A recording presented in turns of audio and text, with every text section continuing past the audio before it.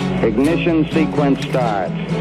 6, 5, 4, 3, 2, 1, 0.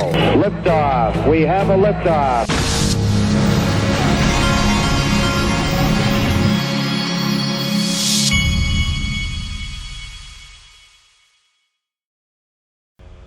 Hey everybody, this is the Digital Asset Investor, and this news caught my attention today. Look at this. Ripple is deeply connected to the major players, global giants, SBI Holdings. There is an SBI Holdings, for those of you that don't know, owns like 10.5% or so of Ripple. That's from like 2016-ish or something like that. Team up to extend crypto startups from Japan to Saudi Arabia through SBI Middle East. SBI Holdings, Japan's largest cryptocurrency financial group. Saudi Aramco, the world's second largest company by market capitalization. The first thing that pops in my mind when I saw this, folks, first you need to know what Aramco is. Saudi Aramco. Officially, the Saudi Arabian Oil Group, or simply Aramco, is the state-owned petroleum and natural gas company that is the national oil company of Saudi Arabia. So when you hear oil, think Aramco. Now, folks, for years I've told you on this channel, I was told a long time ago that XRP was created for two reasons: to prevent World War III and to replace the PetroDollar. You've been watching all the news for the last year or two about all these people that want to replace the PetroDollar. And I've shown you this, and you need to watch it again, especially if you've never seen it. Strap in so that you understand what all's going on. Just so happens Henry Kissinger just died, by the way. PetroDollar is actually a device invented by Kissinger and Nixon. The standard of living of all Americans can be traced back to here, the vast oil-rich deserts of Saudi Arabia. In the early 70s, after the Arab crisis happened with the oil embargoes, OPEC basically tripled the price of oil to the Western world. And at that time, America realized that they were vulnerable because they were importing about 70% of all the oil they consumed. To secure a reliable foreign source of oil, U.S. President Richard Nixon sent his Secretary of State and what are the chances that Henry Kissinger dies right in the middle of these times? National Security Advisor Henry Kissinger to Saudi Arabia for a secret meeting. The result was a pact that still stands to this day. If Saudi Arabia, which at the time was the world's largest producer of oil, would sell the oil in US dollars, America would defend Saudi Arabia and make sure the House Assad would stay in power. As a direct result of this US-Saudi agreement, all other oil-producing nations also adopted the dollar as the de facto medium of exchange. Demand for it increased exponentially all over the world, and soon it had a new name: the PetroDollar. Your currency is only as strong as the demand for it, just like anything else, a supply and demand. Why the PetroDollar is important, it causes a demand for the US dollar. A lot of Americans don't realize that over 70% of all the $100 bills in the world are actually outside of the US. There's more $100 bills in Russia than there are in America. This stockpile of US dollars in countries around the world is because oil is bought and sold using the greenback. If oil starts trading in non-petrodollars, such as gold or a basket of currencies, or if China and Russia start trading in yuan and ruble rather than US dollars, that demand isn't there. And the way of life for the average American will be done. It will be worse than the Great Depression. To date, anyone who's potentially threatened the status of the petrodollar hasn't fared well. Libyan strongman Muammar Gaddafi publicly pushed for a Pan-African gold-backed currency that he would trade for Libya's oil. He was killed during a US-backed revolution in 2011. And just a few short years before, Iraqi dictator Saddam Hussein advocated selling oil for euros. At this hour, American and coalition forces are in the early stages of military operations to disarm Iraq. The U.S. invaded under the guise of looking for WMDs. Iraq did not have any weapons of mass destruction. And interestingly enough, after the Americans invaded, took over, put in their own government, the whole concept of selling oil in euros never surfaced again. Today, many countries resent the current petrodollar system, and their leading spokesperson is none other than Russian President Vladimir Putin. Americans should be very worried about what Putin can do. There is a new Cold War going on. It is the Colder War. That is exactly what's going on. And who's in the center of this push? Vladimir Putin. And the petrodollar is so crucial to the Colder War. The only thing holding America right now at the top is the petrodollar. And let me make it very clear.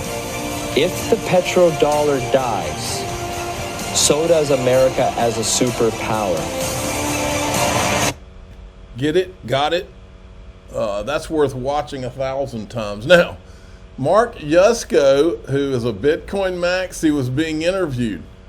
And he said something in this interview that reminded me of something he's said in the past. See if you can catch it. This has been an impressive run, no doubt about it, but how much of this is tied strictly to this idea that we could see at least an ETF or multiple exchange-traded products with cryptocurrency in the coming 2024? Yeah, Dominic, I think a little bit of the recent moves, maybe over the last month or so, certainly reflected some enthusiasm about the ETF approval, which we expect that first week of January, which I'll predict January 8th, crown the king on the king's birthday. Crown the king on the king's birthday. Where have we heard him make a reference to the king before? But I think most of the rise this year has really nothing to do with the ETF at all. We were very depressed a year ago, really bad bear market following the FTX scandal. And the markets were really washed out, far below fair value. Fair value at the time a year ago was about $32,000, $33,000. We do a Metcalfe's law, Metcalf value for the network. And that fair value has drifted upwards into the low 50s today. And the price has just climbed relentlessly over the past year to get closer to that fair value. As we head into the new year, we've got the halving in April or May of next year. That's exciting. That'll put additional demand pressure on Bitcoin. And as we enter, crypto fall next June, things could get very exciting. So we think the market's just getting warmed up here. I agree with him on that. Now, remember, we've got to. So today, Novogratz is out saying that he was wrong about XRP. Novogratz was one of those, he just didn't get it, right? So is Yusko. He's one of those guys, he just can't quite figure it out. He hasn't studied it enough.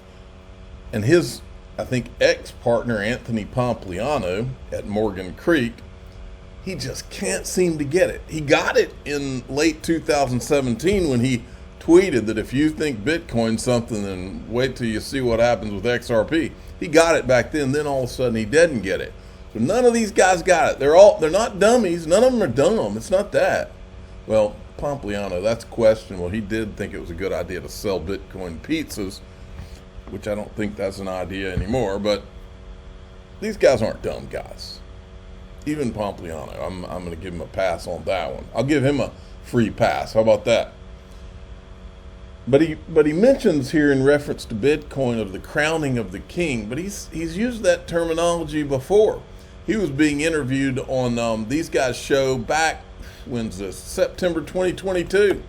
Which is what I am at my core. So, but, we went along with it and we did it. And one of the criteria of the S&P 500 is you have to be a certain size and you have to be enough free float. You can't be centralized, or it can't be centrally controlled.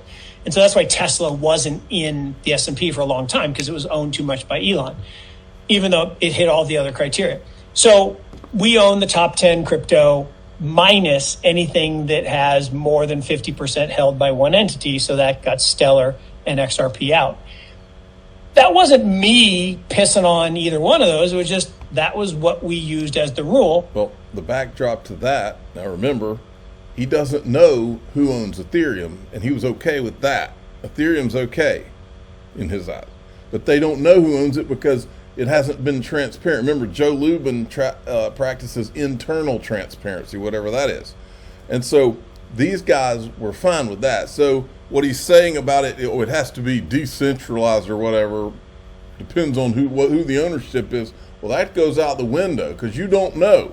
You also don't know who Satoshi is. Supposedly you don't, even though Homeland Security knows who the 4 Satoshis are. That's helped. There's 1+%, I think, that's owned by these 4 people. He's fine with that too. And we didn't do it. So I don't own XRP.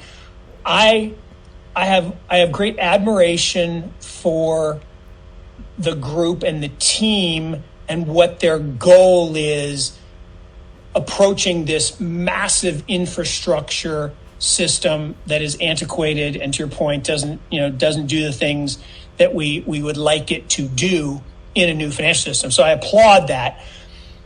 I agree with you that the lawsuit doesn't help because people don't like lawsuits and they don't like regulators poking around.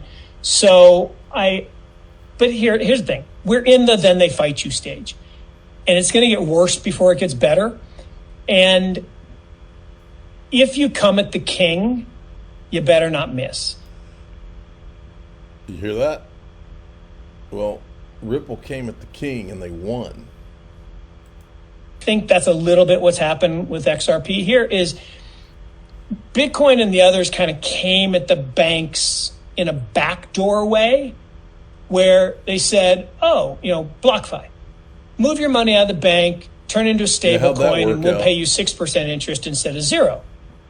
5 million does that, 10 million does it, 5 billion does it, 20 billion. Whoa, time out. 20 billion is real money.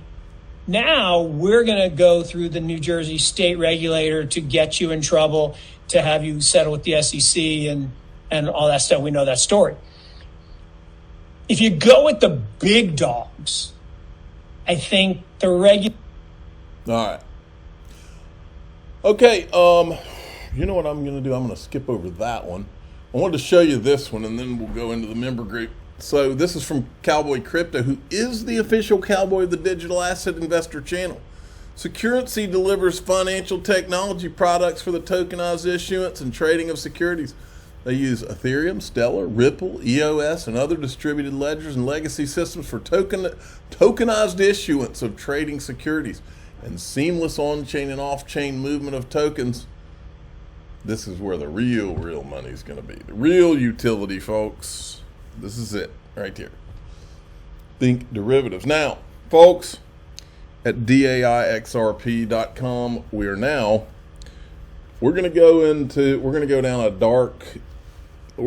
the dark rabbit hole, and it has everything to do with FTX and some others, but I think I think what is really going on with that and some other things is extremely dark, and I think it all involves money laundering and worse. We're going to go down that hole, and I'm going to show you some things you may not have ever seen, and some of it's kind of disturbing. We're just going to go there anyway because that's what we can do in DAIXRP.com. I'm the digital asset investor. I'm not an investment advisor. This is for entertainment purposes only. Please subscribe, hit the like button, tell your friends and family. Strap in if you're going into DAIXRP.com today. All right.